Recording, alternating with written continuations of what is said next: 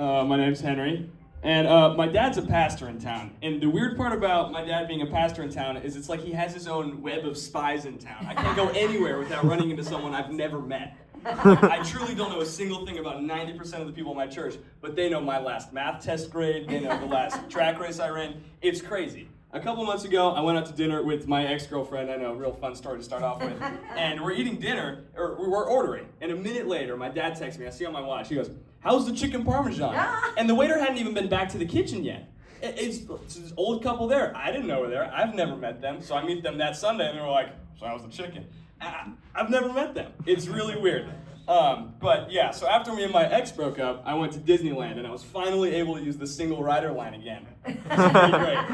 It drops a lot of time off there. But I get in the single rider line, and I'm just waiting around, because you gotta wait for a minute before they shuffle you over, and it looks like there's a really old couple next to me in line. And they're in these 50th anniversary Mickey shirts. And I was just thinking to myself, that must suck. To go to Disney on your 50th anniversary and break up there.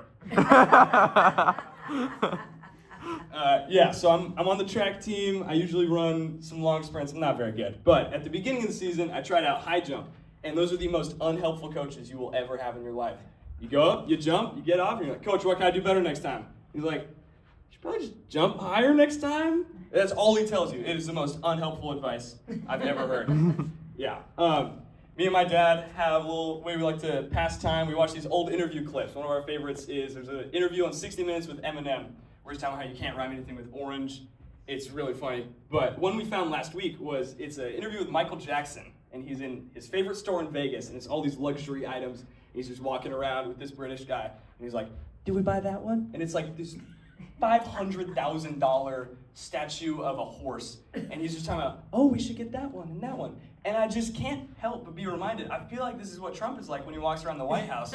Like, "We should make this archway golden. It'll look really great." But and this war in Iran, I don't know what's going on. Nobody really does. But I feel like he cut the one big military strategy we could use. Because right when he got in office, he cut all the trans people out of the military. I feel like you just make a trans platoon and drop them in Iran, and they're going to run from them. They're going to be terrified out of their mind. But speaking of war zones, I don't know if you guys follow basketball at all, but the New York Knicks are in the final. And just whatever happens, that city's going to blow up. Like, they're going to tear down the Statue of Liberty and parade it through the streets. The only way I can think of illustrating this, if you're not familiar, is if you've seen the movie World War Z. It's just zombies running everywhere. They pile up this huge wall.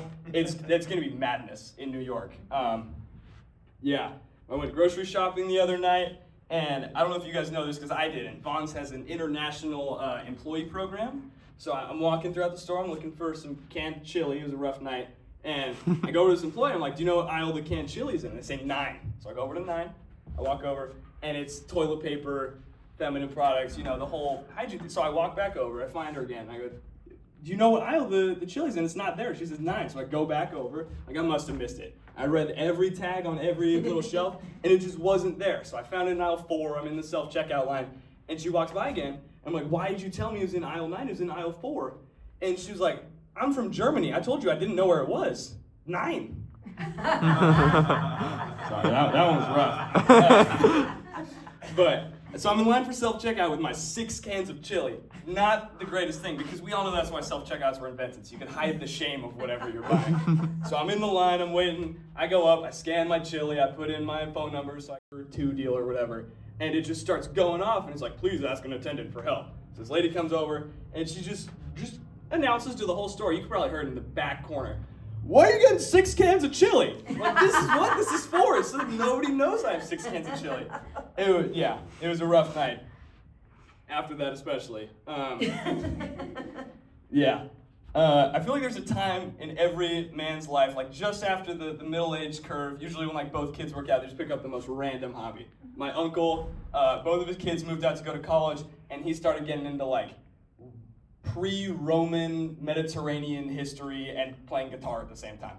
And it's just very strange. I feel like someday my dad's just gonna come home and start making model planes out of like rocking chairs we've had. But my grandpa is like far past this stage. Like he's been doing this for forever. But I'm just at the age where he knows he can hold a conversation with me about it. So every time I go over there to help him with stuff, he just starts telling me about like the history of oil in Pennsylvania because he's from a random town in Pennsylvania. But he's so bad at describing it. Like he's talking about the first time they got oil in Pennsylvania. And he's like, yeah, basically they just drilled down and went bing, bang, boom, oil. And that's all he says. And like, you've been studying this for like 40 years, and you can, bing, bang, oil is the explanation of how they drilled down and got all this oil. Yeah, so that's all I have. Thank you so much. Yeah.